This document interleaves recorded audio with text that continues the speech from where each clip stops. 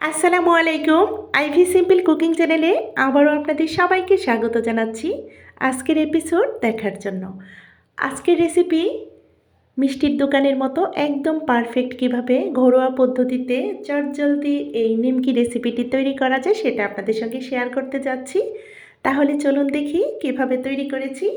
সবার প্রথমে একটা মিক্সার বোলে নিয়ে নেব মেজারমেন্ট কাপের 1 কাপ পরিমাণ আটা, আপনারা চাইলে ময়দা নিতে পারেন। তারপর দিয়ে দিলাম কালো জিরা, আমরা আমাদের পছন্দ মতো দিতে পারি। আমি 1 চা চামচ পরিমাণ দিয়েছি, স্বাদ মতো লবণ দিয়েছি। এখন এখানে 1 টেবিল চামচ পরিমাণ দিয়ে দিলাম রেগুলার সয়াবিন তেল।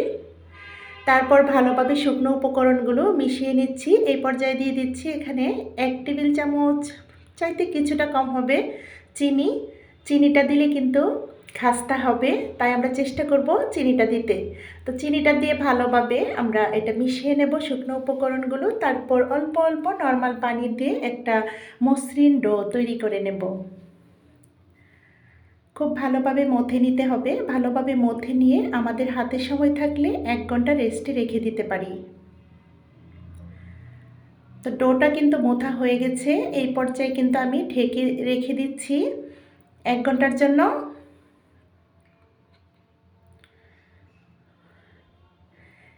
1 ঘন্টা পর চলে এসেছি। এরই মধ্যে কিন্তু ডোটা অনেকটাই মসৃণ হয়ে গেছে। এখন আমরা ভালোভাবে এটা আবারও মথে নেব। খুব ভালোভাবে মথে নিতে হবে। পারফেক্ট নিমকি তৈরি করতে হলে আমরা একটু ধৈর্য সহকারে কাজগুলো করে নিতে হবে। তারপর এখন দেখতে পাচ্ছেন একটা বড় আকার রুটি তৈরি করে নিচ্ছি।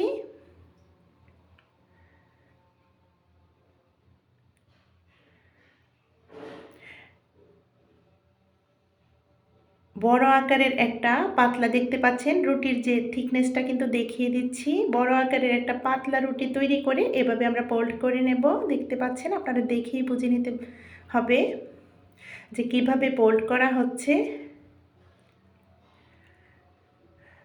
তো সমস্ত রুটিটা কিন্তু আমরা ফোল্ড করে নিয়েছি।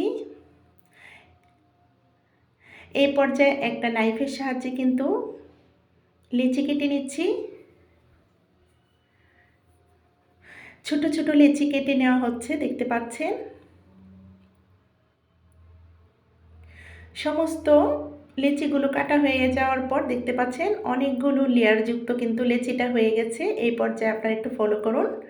এখন আমরা বেলনির সাহায্যে একটা ছোট রুটি তৈরি করে নেব।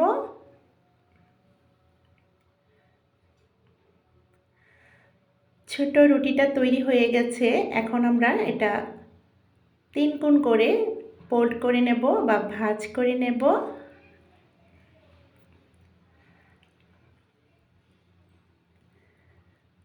আপনারা একটু দেখে বুঝে নিতে হবে, আমি অবশ্যই নতুনদের উদ্দেশ্যে বলছি।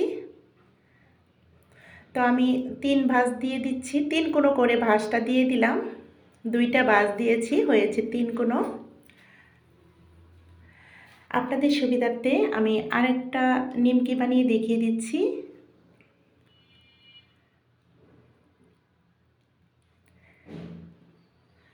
তো দ্বিতীয় রুটিটাও কিন্তু হয়ে গেছে। এখন আমরা আবারও ভাঁজ করে নেব। এই যে একটা ভাঁজ দিয়ে দিলাম, আর এই যে দ্বিতীয় ভাঁজটা দিয়ে দিলাম, হয়ে গেল 3 কোণ নিমকি। এইভাবে করে সমস্ত নিমকিগুলো তৈরি করে নিয়েছি। এখন ভাজার পালা। এইবার চলে যাব আমরা চুলাতে একটা গর্তযুক্ত লোহার কড়াই বসিয়ে দিয়ে এখানে পর্যাপ্ত পরিমাণ সয়াবিন তেল ঢেলে দিয়েছি। তেলটা সামান্য পরিমাণ গরম হওয়া অবধি আমরা একটু অপেক্ষা করব, একদম যেন বেশি গরম হয়ে না যায়। এই পর্যায়ে কিন্তু আমাদের বানানো সমস্ত না, আমরা এখানে 3টা কিংবা 4টা করে ভেজে নিতে পারি। এখানে আমি 4টা নিমকি দিয়ে দিয়েছি। এভাবে করে কিন্তু আমরা সমস্ত নিমকিগুলো ভেজে নিতে পারি। তো এপিট ওপিট করে কিন্তু ভেজে নিয়েছি। আবারও আপনাদের সুবিধার্থে সেকেন্ড ব্যাচটাও দেখিয়ে দিচ্ছি। আমরা কিন্তু একটু ব্রাউন কালার হতে হতেই খুব কড়া করে ভাজবো না, আর চুলার আগুনটা কিন্তু কমিয়ে রাখতে হবে, তা না হলে কিন্তু পুরা একটা ভাব চলে আসতে পারে, কালচা বর্ণ ধারণ করতে পারে। হালকা ব্রাউন করে কিন্তু আমরা উঠিয়ে নেব। দেখতে পাচ্ছেন অল্প আছে কিন্তু আমরা নিমকিগুলো ভেজে নিচ্ছি, আর পারফেক্ট আমাদের একটা কাঙ্ক্ষিত কালার না আসা পর্যন্ত কিন্তু ভেজে নেব। আবারও বলছি কথাটা, যেন বেশি ভাজা না হয়ে যায়, তাহলে কালারটা কিন্তু ভালো লাগবে না। দেখতে পাচ্ছেন হালকা বাদামি করে কিন্তু ভেজে উঠিয়ে নিচ্ছি। এইভাবে করে সমস্ত নিমকিগুলো উঠিয়ে নিয়েছি ভেজে। তো এবার আমি সার্ভ করে দেখিয়ে দিচ্ছি, দেখুন।